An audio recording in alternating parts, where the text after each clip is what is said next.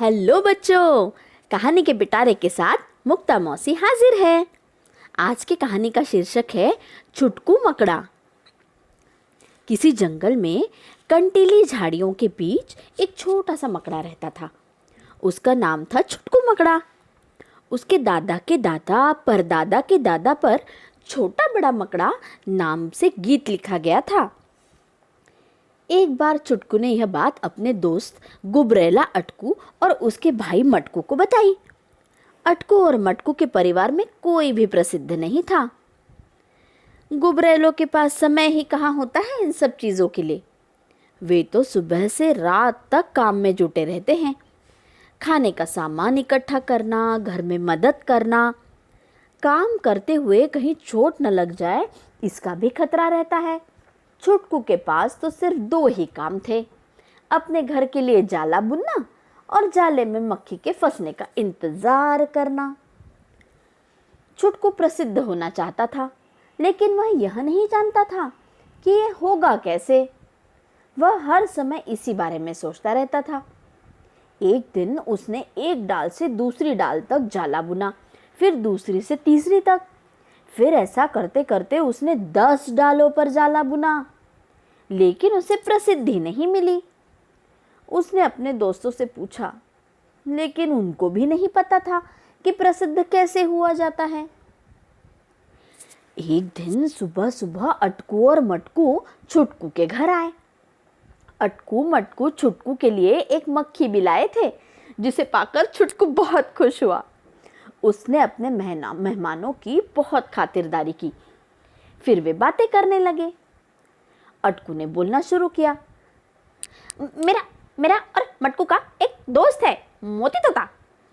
वह हमारा ज़्यादा अच्छा दोस्त तो नहीं है, लेकिन जब वह पेड़ पर फल खाता है तो हमको भी उसके कुतरे हुए टुकड़े मिल जाते हैं। इसलिए तुम कह सकते हो कि वह हमारा दोस्त है। छुटकू जानता था कि अटकू बड़ा बातूनी है। वह बातें करते करते थोड़ा भटक ही जाता है और फिर जो बात वह बताने के लिए आया था वही भूल जाता है।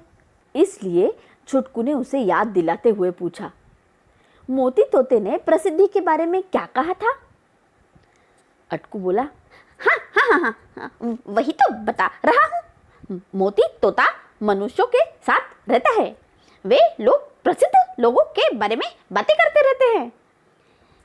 इसलिए मोती कहता है कि तुमको कोई ऐसा काम करना होगा जो कभी किसी ने न किया हो, तब सभी लोग तुम्हारा नाम जान जाएंगे और तुम प्रसिद्ध हो जाओगे।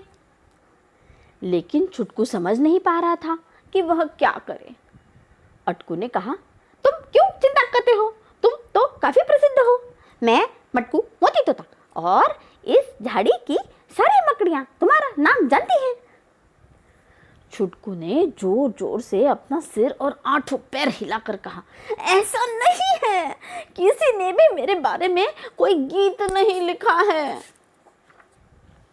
अटकू और मटकू चुपचाप उठकर वहां से चले गए।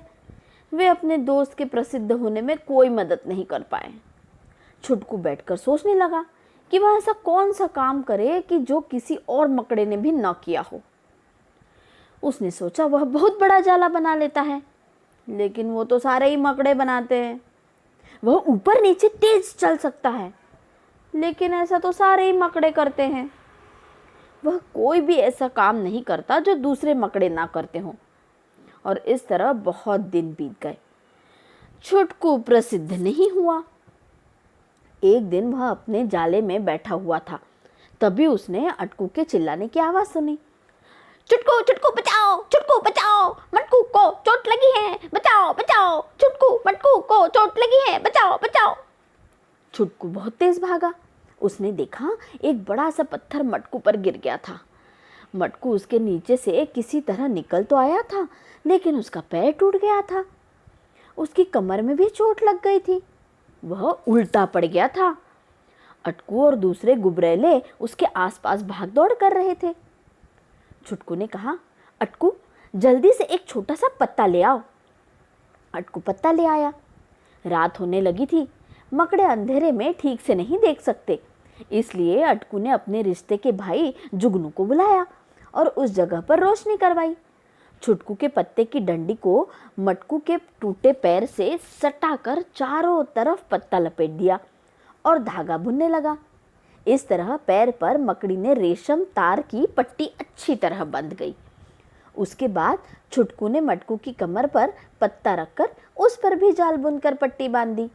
इससे मटकू को बहुत आराम मिला और फिर सारे गुबरेले उसको घर के अंदर ले गए। छुटकू बहुत थक गया था, लेकिन वह खुश था। उसने अपने दोस्त की जान बचाई थी। जब छुटकू अपने घर की तरफ चला तो छोटे बड़े बहुत सारे गुबरेले उसके साथ साथ चल रहे थे और बहुत से जुगनू उसके रास्ते में रोशनी करते उड़ रहे थे। वे सभी एक गीत गा रहे थे जिसे मोती तोते ने लिखा था। छुटकू मकड़ा है प्यारा, उसका दिल है बहुत बड़ा, पैरों में पट्टी कर देगा बुनकर सुंदर जाला, छुटकू मकड़ा है बड़ा निराला। कुछ ही दिनों में सारे जंगल में छुटकू की प्रसिद्धि फैल गई। हर शाम जब जुगनू आकर कांटेदार झाड़ियों को झिलमिला देते हैं, तब छुटकू के बारे में गीत गाया जाता है। अब छुटकू क्या सोचता है? छुटकू प्रसिद्ध होकर बहुत खुश है, लेकिन वह कहता है, मैं तो इस बात से ज़्यादा खुश हूँ कि मेरे दोस्तों को जब भी मदद की ज़रूरत होती है वे मेरा ही नाम पुकारते हैं। बच्चों, अगर तुम कभी जंगल में जाओगे तो तुम्हें भी यह गीत सुनाई देगा। समझे? कहानी पसंद आई हो तो मुझे ज़रूर बताइएगा। Bye bye.